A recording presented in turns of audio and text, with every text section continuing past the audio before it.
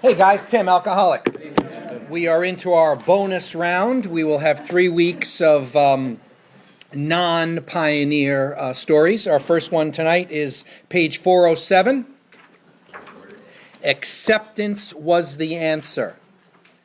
And I chose this one very specifically because we often refer people to page 417 on acceptance. So we should know what the story's all about. We should know what the author's all about. So that's what prompted that one. And I'll leave you in suspense on what the next 2 weeks are. We'll force you to come back. So this is the story of Dr. Paul Oliger, and commonly talked about as Dr. Paulo. And he originally came into the program in 1966, December of 66. He didn't get sober immediately, but was pretty much on the path by July 67. He lived sober from that point till his death in 2000, dying at the age of 83. He was very active in AA, extremely active in AA. He's an author. There's a couple of books he wrote. I'll mention one at the end. And he was a founder of Pills Anonymous and Chemical Dependency Anonymous. So I think that's going to tell you what you're going to hear in this story. Although he did not attend those two fellowships. His statement was that he got everything he needed out of AA. But he did found those two other fellowships. And with not further ado, we'll get started. Oh, and for you old-timers, you'll remember this story from the 3rd edition as Dr. Alcoholic Addict. Changed the name for the 4th edition. Acceptance was the answer. Here we go. If there ever was anyone who came to AA by mistake, it was I. I just didn't belong here. Never in my wildest moments had it occurred to me that I might like to be an alcoholic. Never once had my mother even hinted at the idea that, when I grew up, I might be the president of AA. Not only did I not think that being an alcoholic was a good idea, I didn't even feel that I had all that much of a drinking problem. Of course, I had problems, all sorts of problems. If you had my problems, you'd drink too, was my feeling. My major problems were marital. If you had my wife, you'd drink too. Max and I had been married for 28 years when I ended up in AA. It started out as a good marriage, but it deteriorated over the years as she progressed through the various stages of qualifying for Al-Anon. At first, she would say, "You don't love me. Why don't you admit it?" Later, she would say, "You don't like me. Why don't you admit it?" As her disease was reaching the terminal stages, she was screaming, "You hate me, you hate me. Why don't you admit you hate me?" So I admitted it.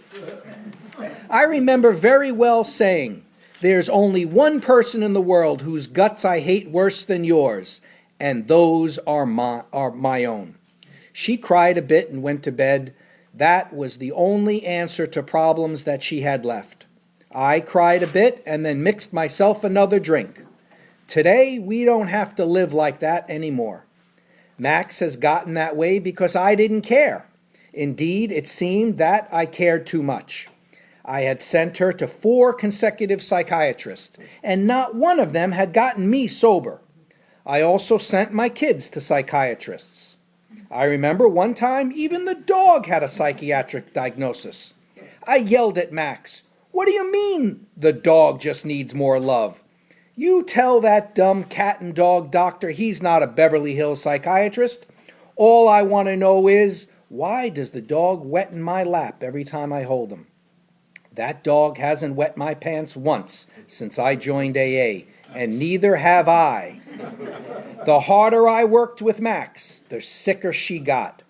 So, when I ended up at a psycho ward, I wasn't all that surprised. But then, when that steel door slammed shut, and she was the one that went home, I truly was amazed.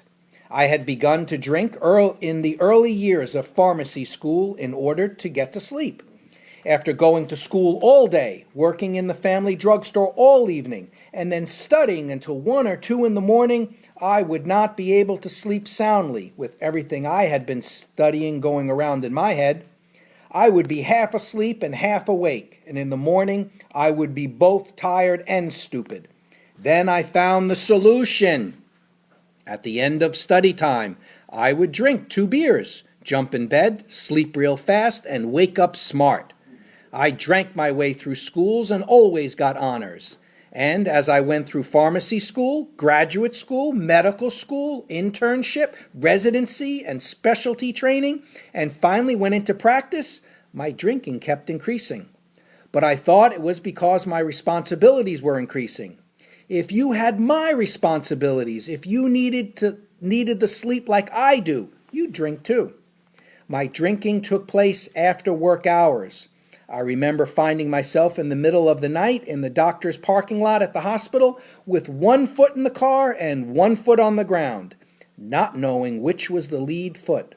Finding myself hanging up the telephone, then realizing I had gotten out of bed, answered the phone, turned on the light, and carried on a conversation with a patient.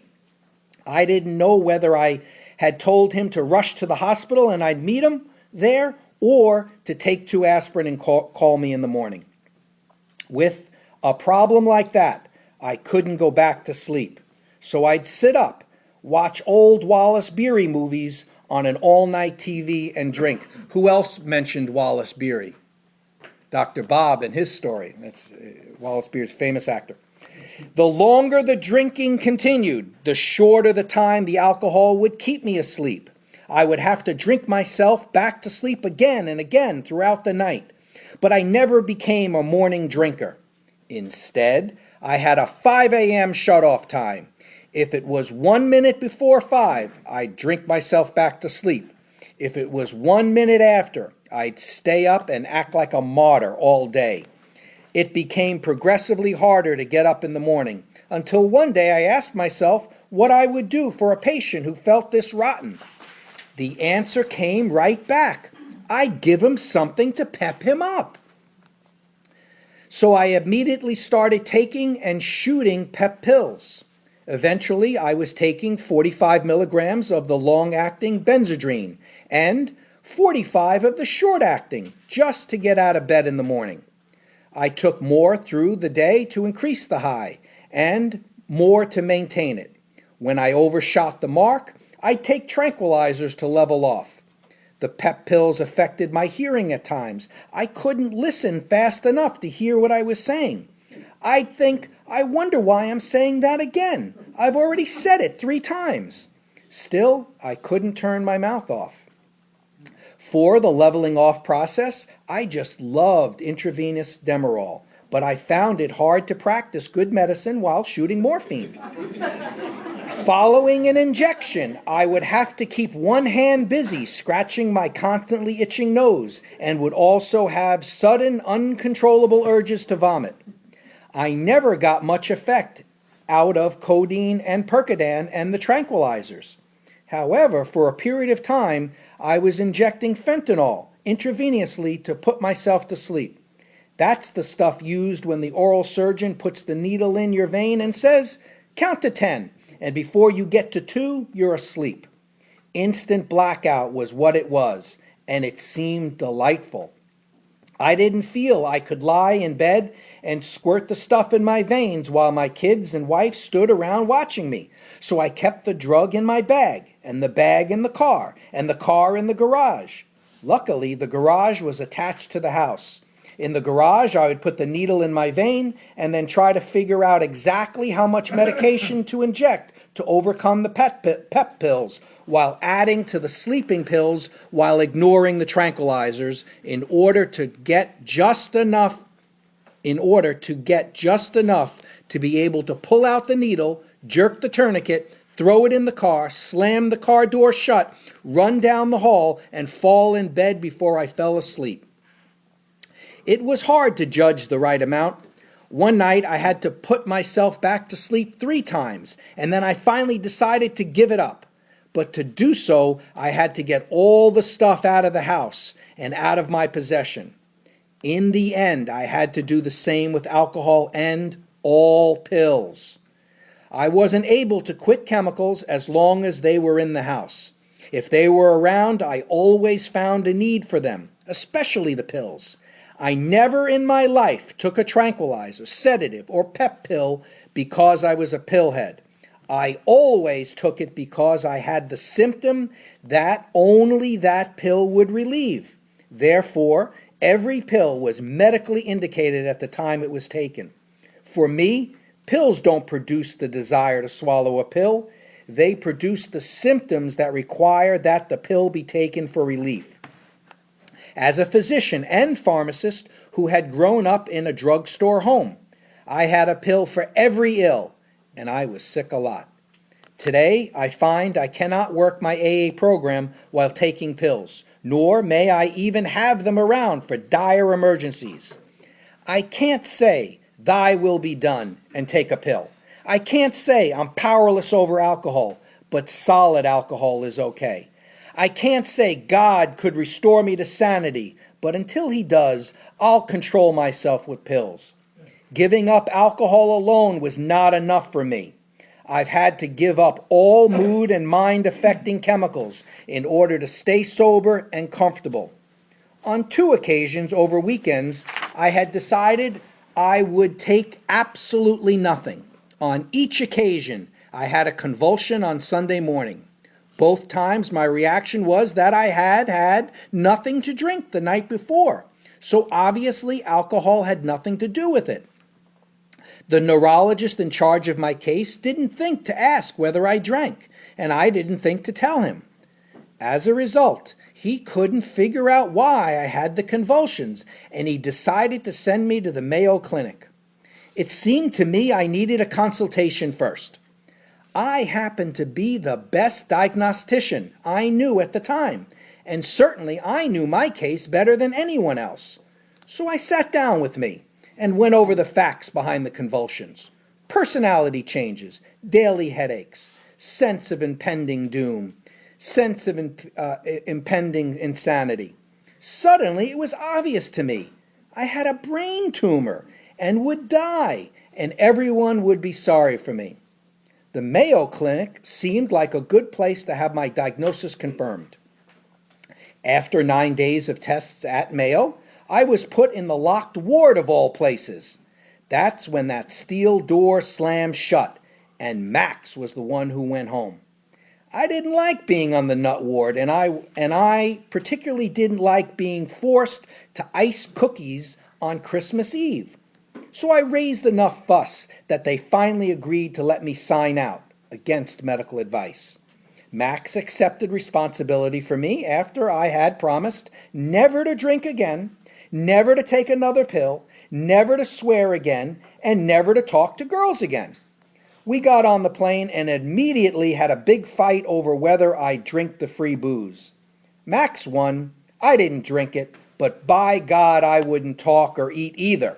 And that was how Max and I and our 2 daughters spent Christmas Day 8 years ago. When we got home, I got a bottle of scotch and went to bed. The next day, Max called the neurologist and told him about the Mayo psychiatrist's opinion. He arranged for me to see a local psychiatrist who quickly decided I should be in the mental health unit of our local hospital. The people there insisted on putting me in a ward, when Max and I both knew I ought to have a private room. Finally, she asked, "Do you realize he's on the staff of this hospital?" And I got my private room. Time went by very, very slowly on my second nut ward. I never could quite get the knack of it and kept asking myself, what's a nice guy like me doing in a place like this? They wanted me to make leather belts, of all things.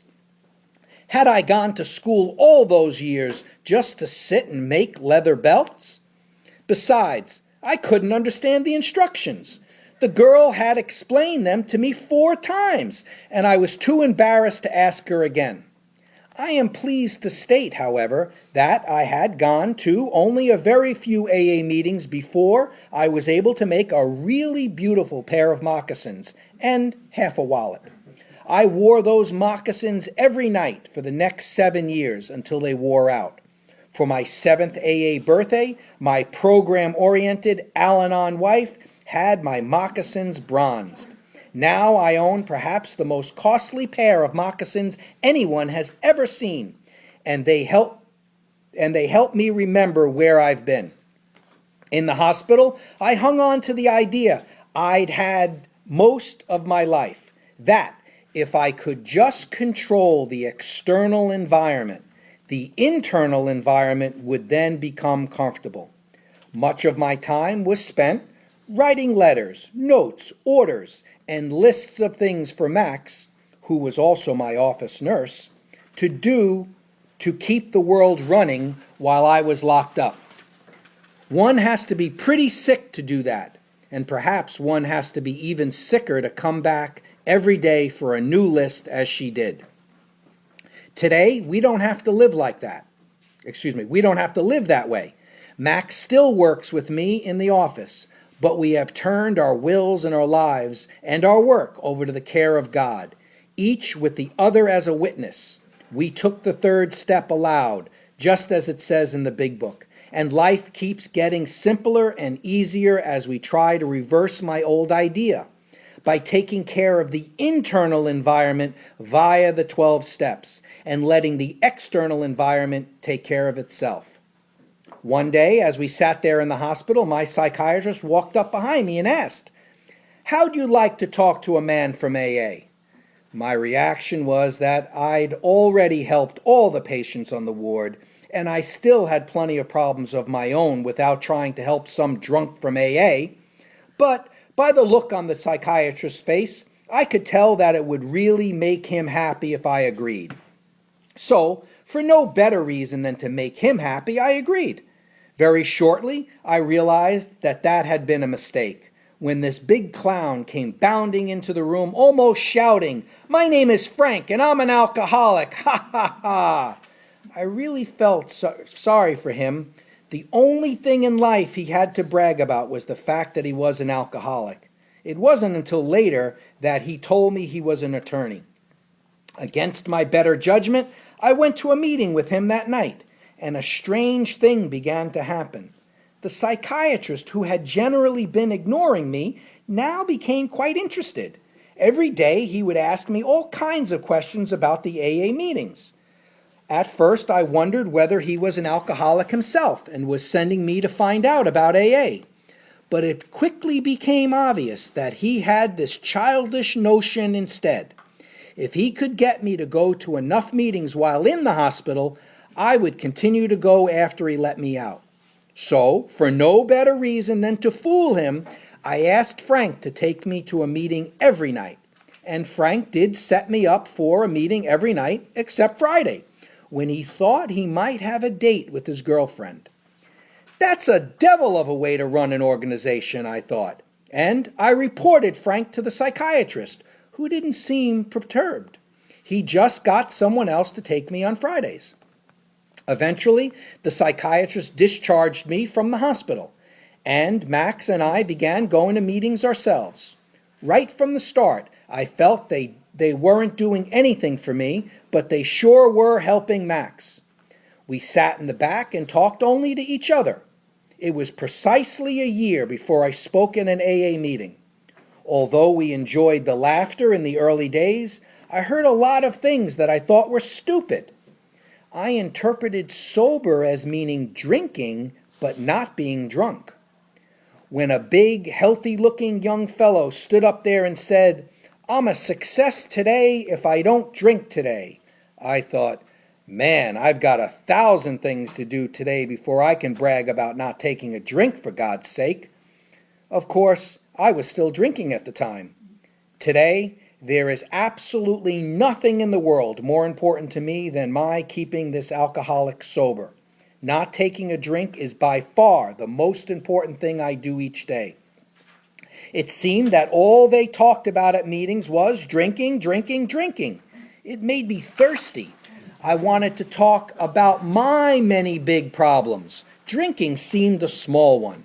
And I knew that giving up one drink for one day wouldn't really do any good. Finally, after 7 months, I decided to try it. To this day, I am amazed at how many of my problems, most of which had nothing to do with drinking, I believed, have become manageable or have simply disappeared since I quit drinking. I had already given up all the narcotics, most of the pills, and some of the alcohol when I first came to AA. By early July, I had tapered off alcohol completely and got off all pills in the ensuing few months. When the compulsion to drink left, it was relatively easy to stay off alcohol. But for some time, it was difficult to keep from taking a pill when I had an appropriate symptom, such as a cough, pain, anxiety, insomnia, a muscle spasm, or an upset stomach. It has gotten progressively easier.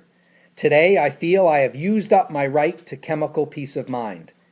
It helped me a great deal to become convinced that alcoholism was a disease, not a moral issue, that I had been drinking as a result of a compulsion, even though I had not been aware of the compulsion at the time, and that sobriety was not a matter of willpower.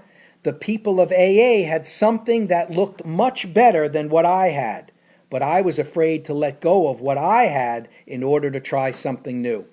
There was a certain sense of security in the familiar. At last, acceptance proved to be the key to my drinking problem.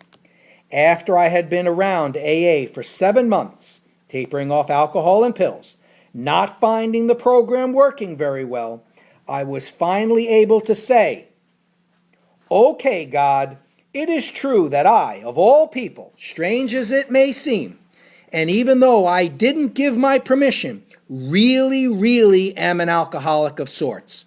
And it's all right with me. Now, what am I going to do about it?" When I stopped living in the problem and began living in the answer, the problem went away. From that moment on, I have not had a single compulsion to drink. So this is what we typically refer people to on the definition, the importance of acceptance. And acceptance is the answer to all my problems today, plural. When I am disturbed, it is because I find some person, place, thing, or situation, some fact of my life unacceptable to me. And I can find no serenity until I accept that person, place, thing, or situation as being exactly the way it's supposed to be at this moment.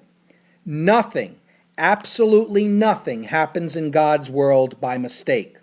Until I can accept my alcoholism, I could not stay sober. Unless I accept life completely on life's term, I cannot be happy. I need to concentrate not so much on what needs to be changed in the world as on what needs to be changed in me and my attitudes. Brilliant. Shakespeare said, "All the world's a stage, and the men and women merely players." He forgot to mention that I was the chief critic. I was always able to see the flaw in every person, every situation, and I was always glad to point it out because I knew you wanted perfection just as I did. AA and acceptance have taught me that there is a bit of good in the worst of us and a bit of bad in the best of us, that we are all children of God and we each have a right to be here. When I complain about me or about you, I am complaining about God's handiwork. I am saying that I know better than God. For years, I was sure the worst thing that could happen to a nice guy like me would be that I would turn out to be an alcoholic. Today, I find it's the best thing that has ever happened to me. This proves I don't know what's good for me. And if I don't know what's good for me, then I don't know what's good or bad for you or for anyone. So I'm better off if I don't give advice, don't figure I know what's best, and just accept life on life's term, as it is today, especially my own life as it actually is. Before AA, I judged myself by my intentions, while the world was judging me by my actions. Acceptance has been the answer to my marital problems. It's as though AA had given me a new pair of glasses, Max and I have been married now for 35 years. Prior to our marriage, when she was a shy, scrawny adolescent, I was able to see things in her that others couldn't necessarily see. Things like beauty, charm, gaiety, a gift for being easy to talk to, a sense of humor, and many other fine qualities. It was as if I had, rather than a Midas touch which turned everything to gold, a magnifying mind that magnified whatever it focused on. Over the years, as I thought about Max, her good qualities grew and grew, and we married. And all these qualities became more and more apparent to me, and we were happier and happier. But then, as I drank more and more, the alcohol seemed to affect my vision. Instead of continuing to see what was good about my wife, I began to see her defects. And the more I focused my mind on her defects, the more they grew and multiplied. Every defect I pointed out to her became greater and greater. Each time I told her she was a nothing, she receded a little more into nowhere. The more I drank, the more she wilted. Then one day in AA, I was told that I had the lenses in my glasses backwards. The courage to change in the Serenity prayer meant not that I should change my marriage, but rather that I should change myself and learn to accept my spouse as she was. AA has given me a new pair of glasses. I can again focus on my wife's good qualities and watch them grow and grow and grow. I can do the same thing with an AA meeting. The more I focus my mind on its defects, late start, long drunkalogs, cigarette smoke, the worse the meeting becomes. But when I try to see that I can add to the meeting rather than what I can get out of it, and when I focus my mind on what's good about it rather than what's wrong with it, the meeting keeps getting better and better. When I focus on what's good today, I have a good day. And when I focus on what's bad, I have a bad day. If I focus on a problem, the problem increases. If I focus on the answer increases. Today, Max and I try to communicate what we feel rather than what we think. We used to argue about our differing ideas, but we couldn't argue about our feelings.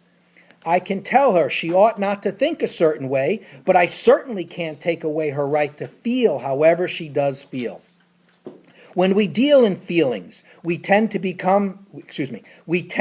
come to know ourselves and each other much better. It hasn't been easy to work out this relationship with Max. On the contrary, the hardest place to work this program has been in my own home, with my own children, and finally with Max. It seems I should have learned to love my wife and family first, the newcomer to AA last. But it was the other way around. Eventually, I had to redo each of the 12 steps specifically with Max in mind. From the first, saying, I am powerless over alcohol, and my home life is unmanageable by me. To the 12th, in which I tried to think of her as a sick Al-Anon and treat her with the love I would give a sick AA newcomer. When I do this, we get along fine. Perhaps the best thing of all for me is to remember that my serenity is inversely proportional to my expectations. The higher my expectations of Max and other people are, the lower is my serenity. I can watch my serenity level rise when I discard my expectations. But then my rights try to move in, and they too can force my serenity level down. I have to discard my rights as well as my expectations by asking myself, how important is it really? How important is it compared to my serenity, my emotional sobriety? And when I place more value on my serenity and sobriety than on anything else, I can maintain them at a higher level, at least for the time being. Acceptance is the key to my relationship with God today. I never just sit and do nothing while waiting for Him to tell me what to do. Rather, I do whatever is in front of me to be done, and I leave the results up to Him. However it turns out, that's God's will for me.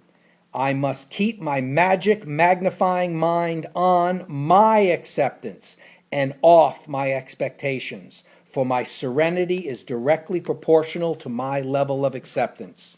When I remember this, I can see I've never had it so good. Thank God for AA.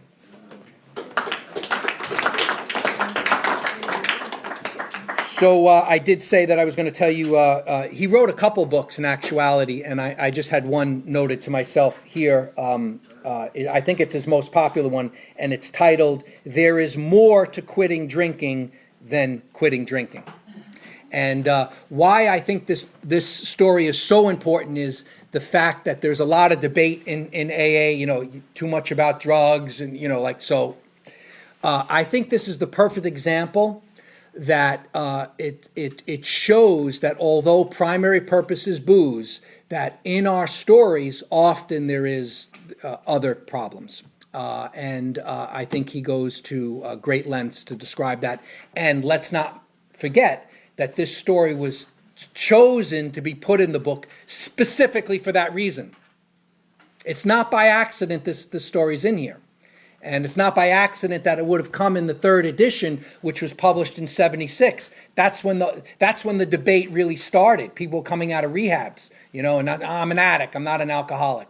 So as long as you're an alcoholic, but there's drugs as part of your story, I think this is a great example of unity. We saw drugs in Dr. Bob's story. We saw drugs in Bill's story, and elsewhere. Not coming off the top of my mind right now, but. So he was confronted quite often with the statement of there's a lot of debate in my group regarding the talking of drugs, and he just basically said, let's have unity over it. It's part of my story, leaving it at that. All right, I'm going to be quiet now.